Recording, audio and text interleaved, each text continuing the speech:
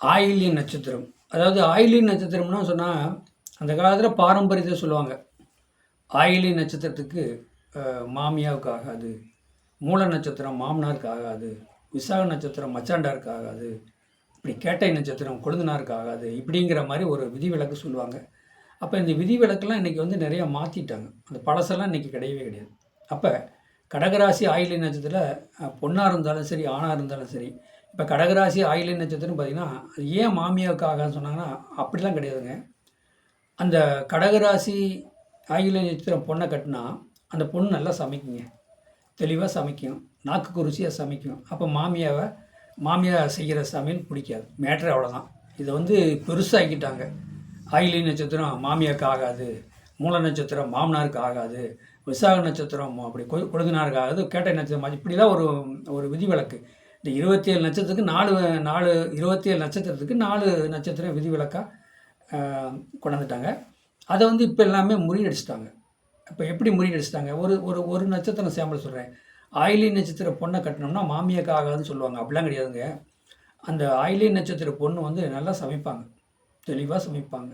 இப்போ 4 பேர் வீட்டுக்காக 4 பேருக்கு தகுந்த மாதிரி சமைப்பாங்க. 4 பேர்த்துக்கு தகுந்த மாதிரி சாம்பார், ரசம், புளிக்குழம்பு எல்லாமே வைப்பாங்க. பொரியல் அது மாதிரி வைப்பாங்க. அப்போ டேஸ்ட்டாக இருக்கும். அப்போ மாமியார் சமையல் அவுட்டு. மாமியாவை யாரும் அந்த வீட்டில் மதிக்க மாட்டாங்க. இப்போ மருமகளுக்கு தான் ஒரு மதிப்பு வரும் அப்படிங்கிறதான ஒழிஞ்சு ஆயில் பங்கமெல்லாம் எதுவுமே கிடையாது. அந்த மாதிரி நான் நிறையா சாதகம் ஆயில்ய நட்சத்திரத்தில் பொண்ணு ஆண் மேரேஜ் பண்ணி குழந்தை குட்டியோட நல்லா இருக்கிறாங்க, மாமியாவும் நல்லா இருக்குது, அதெல்லாம் எந்த இதுவும் கிடையாது.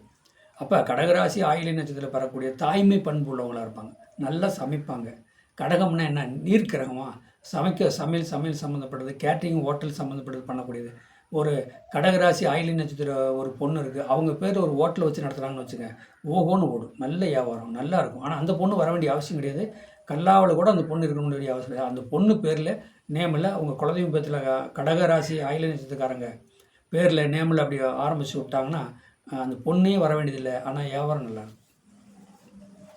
அந்த மாதிரி அதான் அதனுடைய அந்த கடகராசி ஆயில்ய நட்சத்திரத்தில் பிறக்கக்கூடிய பெண்கள் அனைவரும் உணவு சம்மந்தப்பட்டதில் செய்ப்பாங்க, கேட்ரிங் சம்மந்தப்பட்டது படிக்கலாம், தாய்மை பண்பு உள்ளவங்க, வரவங்கள மரியாதை கொடுப்பாங்க. அதனால தான் வந்து அந்த கடகராசி ஆயில்ய நட்சத்திரோட பொண் நல்ல மதிப்பு மரியாதையோடு இருப்பாங்க. சந்திரன்னா என்னங்க? நல்லா ஸ்பீடாக இருப்பாங்க.